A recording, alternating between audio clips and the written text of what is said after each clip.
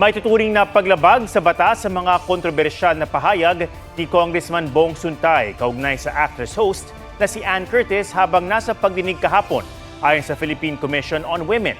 Nagsorry na si Suntay matapos mabatikos pero iginiit na taken out of context ang kanyang sinabi. May report si Joseph Morong.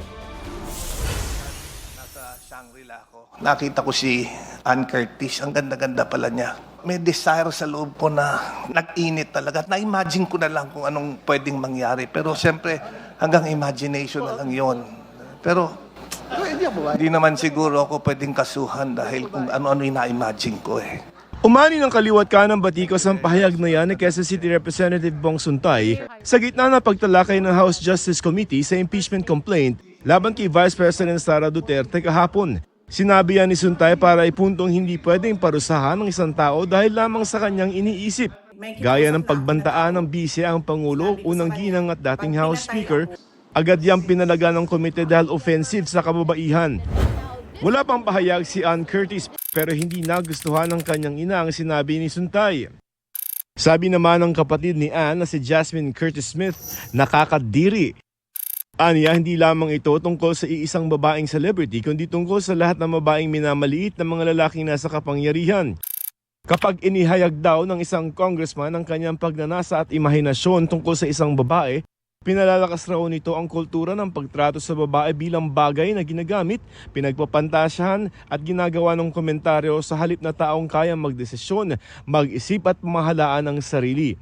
Ang lalo nakababahala para kay Quezon City Mayor Joy Belmonte, miyembro pa man din ng City Council si Suntay nung ipasa ang Bawal Bastos Ordinance. Tinitingnan ng Gabriela Pardalis ang pagsasampa ng ethics complaint laban kay Suntay. If this chamber cannot model basic respect, then we contribute to the normalization of harassment and discrimination everywhere else. We must establish a mandatory gender sensitivity and anti-sexual harassment training for all members of the House and our staff. Sabi ng Philippine Commission on Women, sexual objectification ang mga sinabi ni Suntay.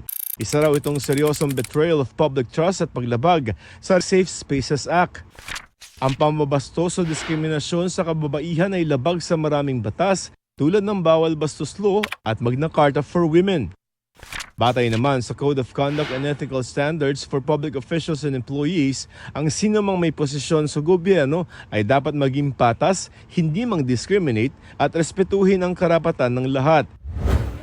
Para sa isang gender studies professor, maaaring sumasalamin ang mga pahayag ni Suntay sa klase ng politika sa bansa. We know exactly that there are some politicians, no, na ang karisma nila, they operate on that, sexism. They feel that they are indispensable. Merong impunity sa ganitong klase ng mga remarks. On the basis that they are in power. Dapat lang daw nasitahin ang ganitong pambabastos. Kung hindi mo siya i-call out, then definitely mag-proliferate pa rin yung ganitong klase ng pagtingin. Nagsorry si Suntay pero giit niya taken out of context ang kanyang sinabi.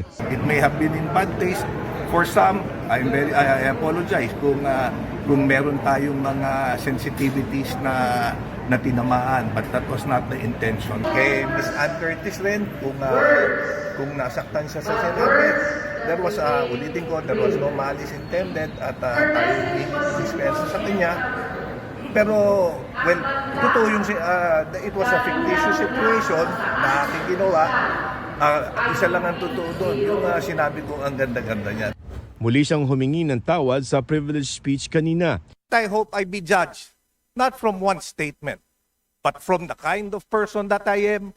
Puna naman ni Jasmine sa apology ni Suntay, nakikita sa mga pinipiling salita ni Suntay ang totoo niyang kulay at intensyon. Sana'y manahimik na lamang daw siya. Nag-init. Joseph Morong, nagbabalita para sa GMA Integrated News.